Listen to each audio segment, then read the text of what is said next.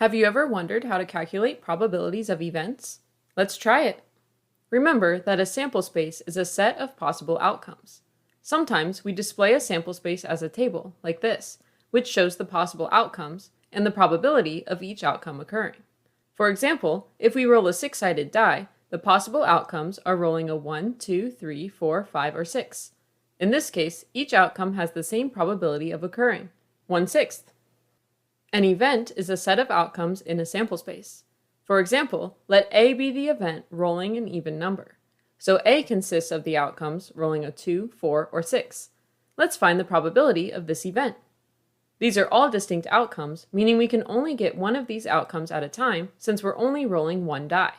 That means we can sum the probabilities of each outcome to find the probability of event A. So the probability of A, rolling an even number, is 1/6 plus 1/6 plus 1/6, which equals 1/2.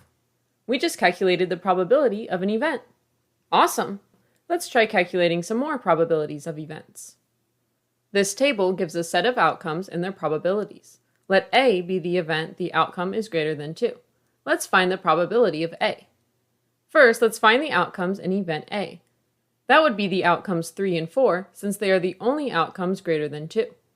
Since 3 and 4 are distinct outcomes, meaning it's not possible for the outcome to be both 3 and 4, we can find the probability of A by adding together the probabilities of outcomes 3 and 4. That's 0.2 plus 0.5, which is 0.7. So the probability of A is 0.7. That wasn't too bad. Let's try another one. The table gives a set of outcomes and their probabilities.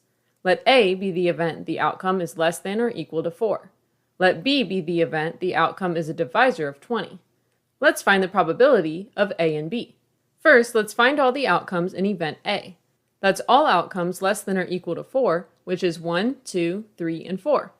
Now let's find all the outcomes in event B. That's all outcomes that are a divisor of 20, which is 1, 2, 4, and 5. So which outcomes are in both A and B? That's 1, 2, and 4. These outcomes are both less than or equal to 4 and a divisor of 20. Now we can find the probability of A and B by finding the sum of the probabilities of the outcomes. That's 0.23 plus 0.052 plus 0.21, which is 0.492. So the probability of A and B is 0.492. Great! Let's do another one. The table gives a set of outcomes and their probabilities. Let A be the event the outcome is divisible by 2. Let B be the event the outcome is odd. Let's find the probability of A or B. Which outcomes are in event A, meaning which outcomes are divisible by 2? That's 2, 4, 6, and 8. Which outcomes are in event B, meaning which outcomes are odd? That's 1, 3, 5, and 7. So which outcomes are in either A or B? That's 1, 2, 3, 4, 5, 6, 7, and 8. That's everything. Well, that makes sense, since event A is asking to find all values divisible by 2, meaning all even values, and event B is asking us to find all odd values. And since all integers are either even or odd, we know all of our outcomes satisfy one of these two conditions. So, the probability of A or B equals 1. We know this without doing any calculations, since the sum of all probabilities in a sample space always equals 1. Nice! Let's do one more. The table gives a set of outcomes and their probabilities. Let A be the event the outcome is a divisor of 8. Let's find the probability of not A. First, let's find the outcomes in event A, meaning the outcomes that are a divisor of 8. That's 1, 2, and 4. So which outcomes are not in A? Outcomes 3, 5, 6, and 7 are in the sample space, but not in A, because they are not divisors of 8. The event not A is called the complement of A. To find the probability of not A, let's add together the probabilities of outcomes 3, 5, 6, and 7.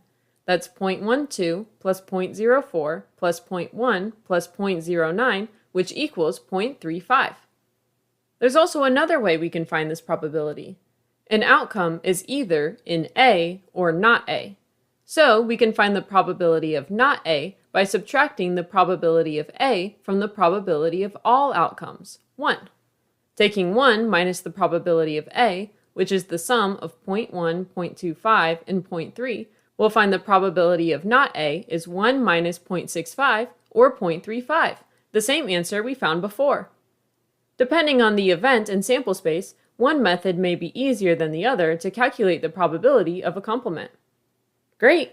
Now you're ready to calculate probabilities of events on your own.